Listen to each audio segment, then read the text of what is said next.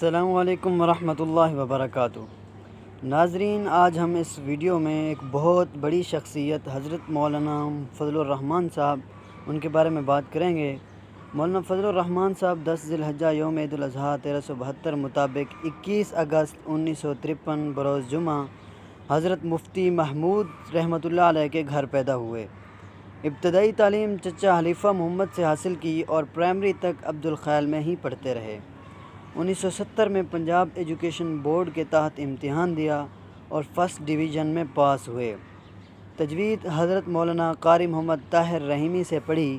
علم صرف کی تعلیم حضرت مولانا محمد عیسیٰ گرمانی جو کہ سابق مدرس نصرت العلوم کے ہیں گوجرانوالے سے ڈراغازی خان میں پڑھی۔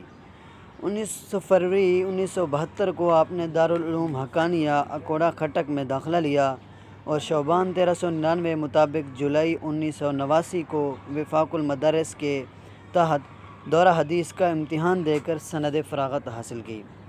آپ کی بہت سی خدمات ہیں جن میں درس و تدریس بھی بہت بڑا معنی رکھتی ہے۔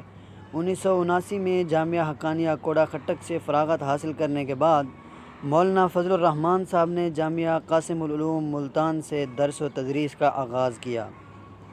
ایک سال درس و تدریس کے بعد 14 اکتوبر 1980 کو سفر حج کے دوران اچانک مفتی محمود رحمہ اللہ کا انتقال ہوا، جس کی وجہ سے درس و تدریس کا سلسلہ ختم ہو کر رہ گیا اور مولانا فضل الرحمان صاحب کو اپنے عظیم باپ کے عظیم مشن کو پایہ تکمیل تک پہنچانے کے لیے میدان عمل میں کودنا پڑا۔ شیخ الحدیث مولانا عبدالحق کی طرف سے دستار فضیلت۔ اللہ تعالیٰ نے مولانا فضل الرحمان کو اس سعادت سے سرفراز فرمایا کہ ان کے اپنے ہی شیخ نے اپنے زیر استعمال دستار سے ان کی دستار بندی فرمائی۔